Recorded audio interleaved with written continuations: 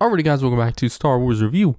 Today I'm reviewing Star Wars Aftermath, the novel, which was written by Chuck Wendig and was released on September 4th, 2015, which was a part of the Journey to the Force Awakens publishing series, which had several stories and whatnot related to the movie before it had released, which they eventually did once for The Last Jedi and The Rise of Skywalker also, which Aftermath was the adult novel for it, and is the start of a trilogy of novels, which when it did come out 9 years ago, I do remember not hearing great things about Aftermath, and so I didn't read it until now, and honestly I see why. I did think it was just kind of meh.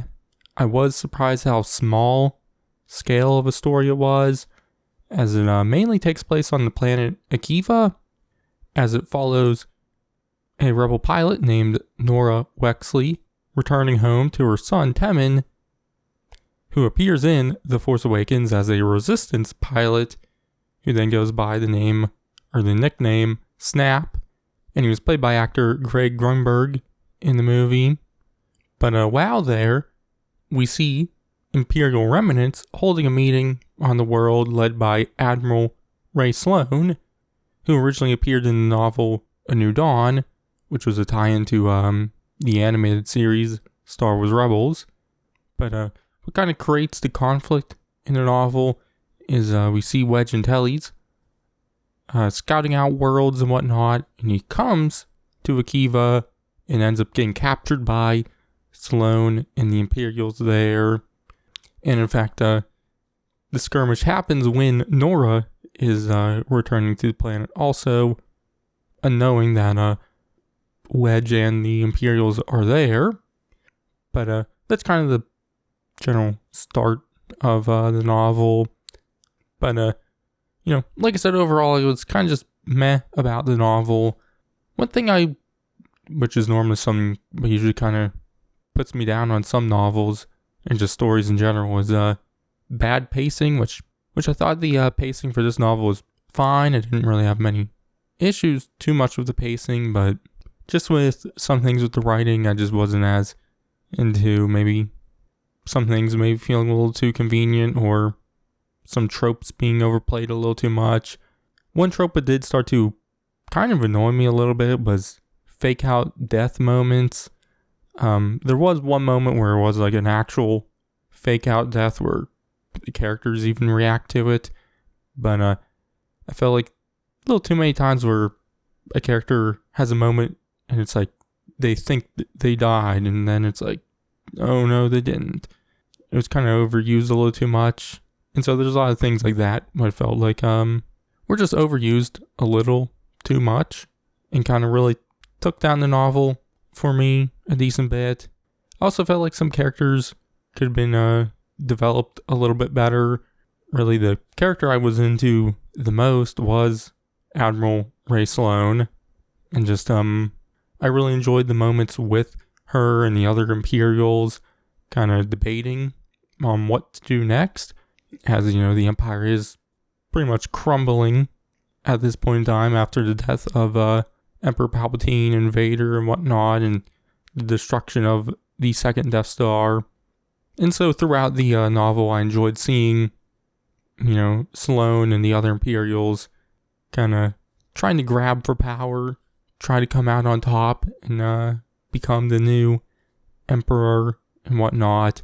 And so those moments were great. I really loved those moments. But most of the moments were with Nora and Temin and a couple other characters, which I'll get into in a moment. But like I talked about earlier, we see Nora come back to Akiva to kind of get her son, Temin, and get off the world and go back to, the New Republic or whatever.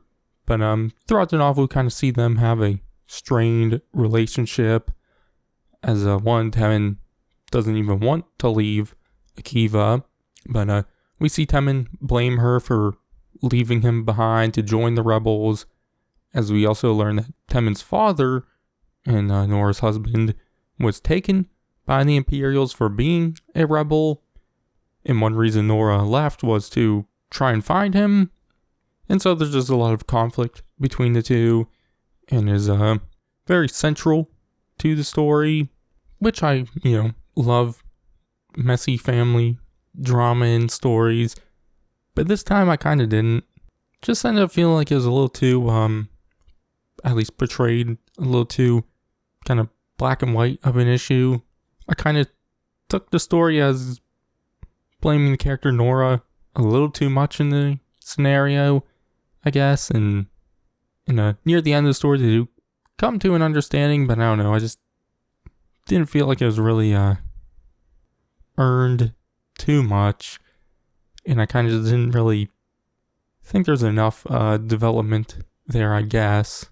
And so I just wasn't really into the execution of all that and that conflict and whatnot, which is a very major conflict in the novel. But the next biggest one, or I guess the actual biggest one, Nora and Temin's relationship is kind of more of a personal conflict when it only really affects those two characters. But the one that affects everyone is Wedge getting captured by Salone and the other Imperials on Akiva, and the Imperials have a blockade on the world, and so Nora now has to decide to save Wedge and drive the Imperials away from Akiva. And so eventually in the story, two other characters get introduced. A bounty hunter named Jaws Amari, who is on Akiva to take out one of the Imperials. And early on in the novel, we see her about to do that, but then realizes there's several other Imperials there. So she changes her plan to take or capture all of them for her bounty.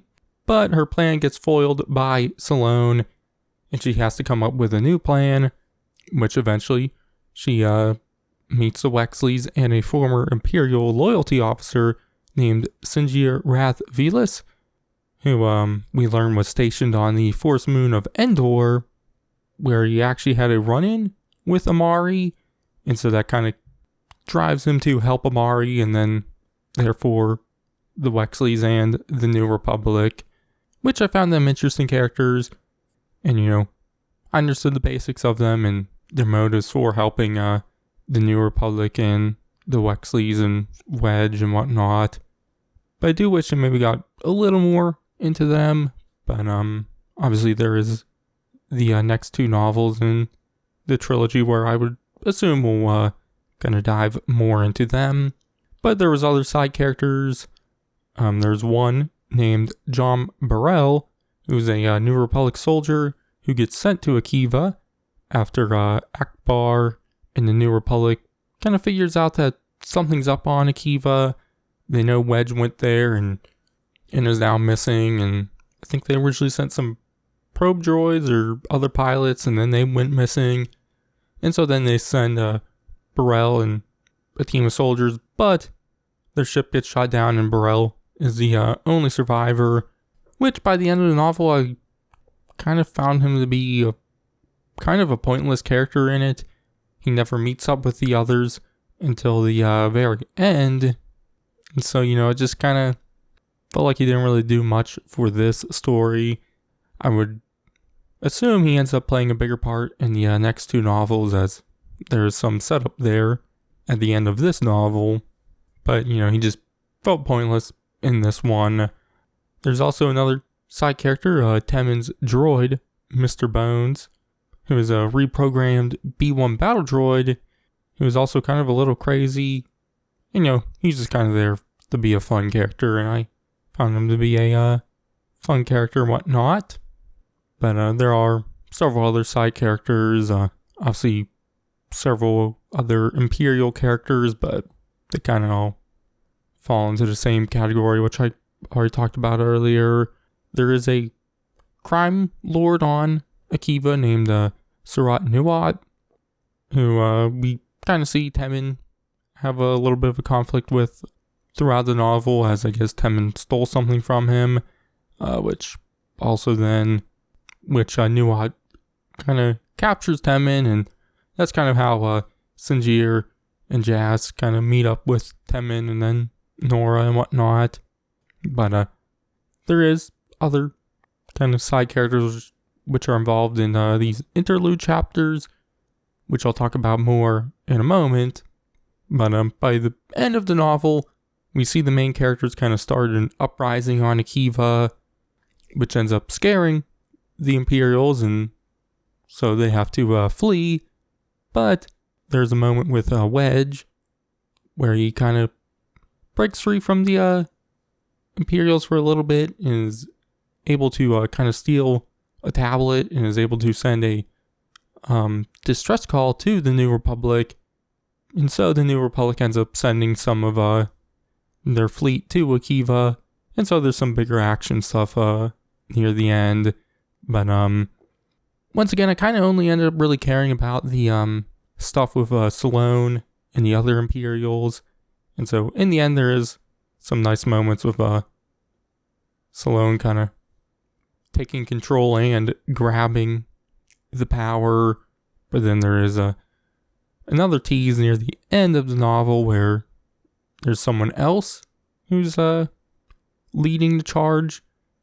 And, Sloane is kind of listening to them, which I'm very interested for that in the next novels. I do kind of know where that's going, and I am excited to kind of dive into it with the next two novels.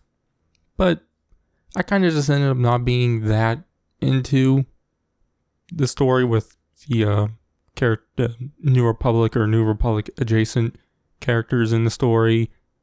At times I felt like some stuff was a little underdeveloped and just not nearly as intriguing as the stuff with the Imperials, which, even though the stuff with the Imperials is small scale like everything else in the novel, it felt like there was teases to something bigger going on.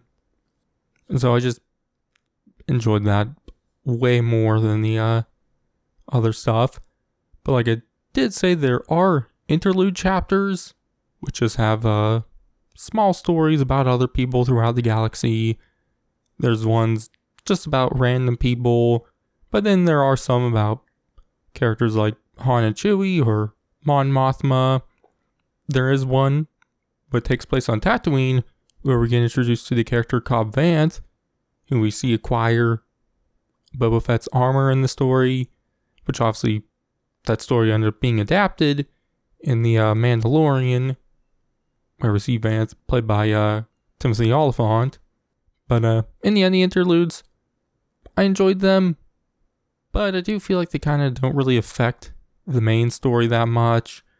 Obviously, there are, I guess, moments where it kind of tease where the next novels go, but or do some foreshadowing. Like there's one set on Jakku at the end of the novel, which does foreshadow the battle of Jakku. But just I felt like most of them didn't really affect this story that much. But they were interesting to see the different perspectives of the random people throughout the galaxy, seeing how they react to where the galaxy is at after the destruction of the second Death Star. And so, I thought that was interesting, but doesn't really affect the main story that much. So yeah, but all in all, like I said, it's kind of on the novel. There were things I enjoyed. I really liked Salone and everything with the Imperials. I enjoyed most of the main characters, but do feel like there could have been a little more to them. And I just kind of wasn't into how smaller scale of the story actually was. But it does seem like the next novels do kind of get a little bit bigger and whatnot. So I am still excited to kind of dive into those ones. But yeah. But I don't have really much else to say. So my grade, I'm gonna give it a C. So yeah. But I will review the next novels, Aftermath, Life Debt, and then the third one, Aftermath, Empire's End, next. So you can check those out then. But in the meantime, check out my other novel reviews and everything else to do. But even Star Wars view, and I'll catch you guys in the next one.